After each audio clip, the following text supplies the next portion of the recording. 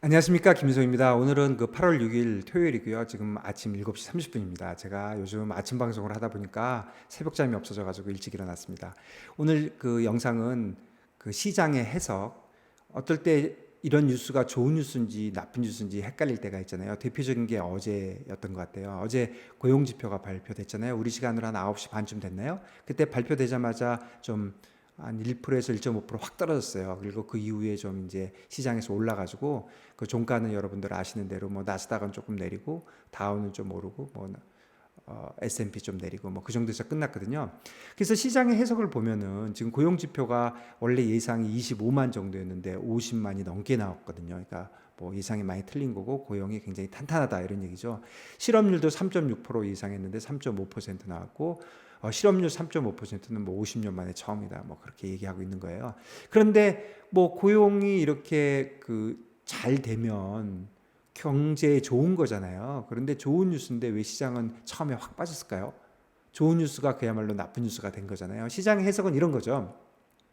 고용이 좋으니까 경제가 강한 거고 또 경기 침체의 우려가 그렇게 많지 않으니까 물가가 문제니까 페드가 더 공격적으로 금리를 올릴 것이다. 그러니까 이제 50bp가 아니고 75bp를 올릴 수도 있고 어쨌든 금리를 올리는 속도가 더 빨라지고 그쪽에서 매파적으로 나올 것이다. 이런 해석을 한 거잖아요. 그러니까 결국 좋은 뉴스가 나쁜 뉴스가 된 거예요. 비슷한 예로 보면 유가를 한번 예를 들어보면 저번 주에 유가 많이 빠졌거든요. 그래서 지금 90달러 밑으로 돼 있어요. 그 WTI 기준으로. 여러분들 유가 가만히 한번 생각해 보시면 유가가 금년 2월에 130 정도였고요. 불과 2달 전에 120 정도였어요. 그런데 지금 90 밑으로 내려온 거니까 많이 내려왔죠. 그리고 여러분들 조금 더 앞으로 가셔 보시면 2020년도 초에 코로나 처음 시작할 때 유가 거의 0이었어요. 유가 가격이 빵이었어요. 그 시장에서는 뭐 마이너스 40불까지도 거래됐다고 뭐 그렇게 거래가 됐으니까 거기서부터 쭉 올라온 거거든요. 그리고 그 유가가 0도 되고 막 선물이 마이너스 되고 뭐 이런 거는 제가 제 유튜브에 선물의 가격 그거 보시면 왜 그런 일이 벌어졌는지 조금 이해하시기 쉬울 거예요. 그리고 조금 더 보면은 2015년부터 2020년까지는 주로 40에서 80불 사이에 있었어요. 그래서 요번에 타겟은 내려가는 타겟은 한 80 정도인 것 같고 일단 80 정도 가면 좀 저항선이 있을 거다 뭐 이렇게 생각합니다. 오늘 말씀드리려고 하는 거는 유가에 관련된 그거보다도 유가에 대한 해석이에요. 여러분들 유가가 내렸다 이런 뉴스가 나오면 주식한테 좋은 뉴스입니까? 나쁜 뉴스입니까? 그거 헷갈리잖아요. 요즘 아까 고용지표하고 비슷한 것 같아요. 좋은 뉴스가 나쁜 뉴스가 될 수도 있고 나쁜 뉴스가 좋은 뉴스가 될 수도 있고 뭐 이런 건데요.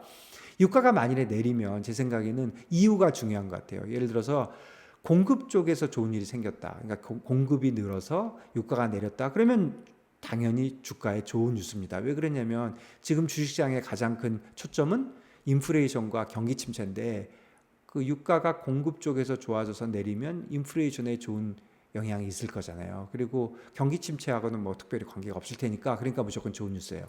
그런데 유가가 내린 이유가 공급 쪽에서 무슨 일이 있었던 게 아니라 경기 침체가 일어날 것 같으니까 수요 쪽에서 이제 수요가 줄어가지고 만일에 내려간 것이라면 그렇다면 특별히 좋은 뉴스는 아니죠. 왜 그러냐면 경기 침체가 있다는 거니까 나쁜 뉴스잖아요. 그래서 이런 경우에는 주식시장에서 나쁜 뉴스로 받아들일 수도 있는 것이죠. 최근에 유가 움직임은 주로 공급보다는 뭐 수요 쪽에서 움직였다고 또 볼 수도 있는 거고요. 그런데 그럼 여기가 다냐? 그게 아니죠. 생각을 해보세요. 고용지표 쪽으로 다시 돌아가 보면 고용지표가 좋아서 경기 침체가 좀 없을 것 같고 경기가 좋다. 그래서 페드가 이자를 뭐 공격적으로 올릴 것이다 이건데 여러분들 한두 달 전에 FOMC에서 75bp 확 올렸을 때 시장의 해석은 뭐였습니까? 연준이 이제 드디어 정신을 차리고 인플레이션을 확실하게 잡는구나. 그러면 인플레이션이 확실하게 잡힐 테니까 뭐 경기 침체는 뭐 있을지도 모르겠지만 결국은 이게 주식에 좋은 것이다. 그래갖고 올랐잖아요. 그러면 어저께 해석하고도 조금 더 다른 거잖아요. 그리고 또 어저께 이런 해석 때문에 1.5 정도 내렸다가 마지막에 돌아섰다고 볼 수도 있는 거잖아요. 또 유가도 다시 한번 보실까요? 경기 침체가 되는 거니까 지금 주식에 나쁘다. 제가 이렇게 말씀드렸는데 아까 조금 전에 고용지표에서는 또 뭐라 그랬네요.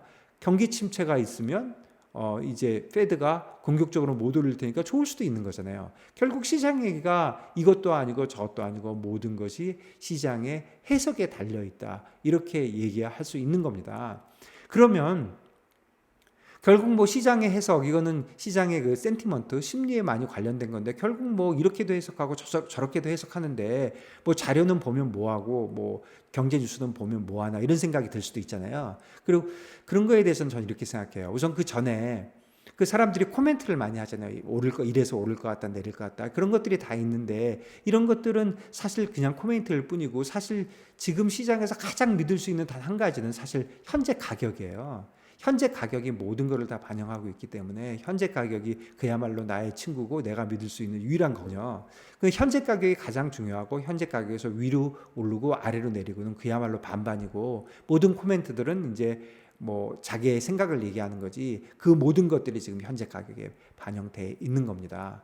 그러면 금융시장에서 어딘가에 투자를 하고 투기를 하고 베팅을 하는 거는 지금 현재 가격이 이루어지는 모든 그런 현상들이 있잖아요. 시나리오가 있잖아요. 그러니까 뭐 사람들이 해석하는 앞으로 페드는 이렇게 할 거다, 우크라이나 전쟁은 이렇게 될 것이다, 고용은 이렇게 될 거다 하는 모든 그런 컨센서스가 있어서 현재가가 결정이 됐는데, 그 컨센서스 중에 일부가 나는 동의할 수 없어, 그거는 그럴 것 같지 않아, 그런 게 있다면 그 동의하지 않는 부분에 대해서 베팅을 하게 되고, 그 베팅이 맞으면 그러면 시장에서 내가 원하는 대로 그 가격이 움직이게 되겠죠. 그러니까 여러분들 결국 좋은 뉴스가 나쁜 뉴스가 되고, 나쁜 뉴스가 좋은 뉴스가 되고, 시장의 해석이 시장 심리에서 변하고, 이렇게 막 정신없게 되는 것 같지만, 여러분 중심을 딱 잡으면 결국은 시장의 해석이 무엇인지 정확하게 파악하고, 거기서 내 생각과 다른 점이 있다면 그거를 파악해서 거기다가 투자를 하시고 투기를 하시고 베팅을 하시면 되는 거다. 저는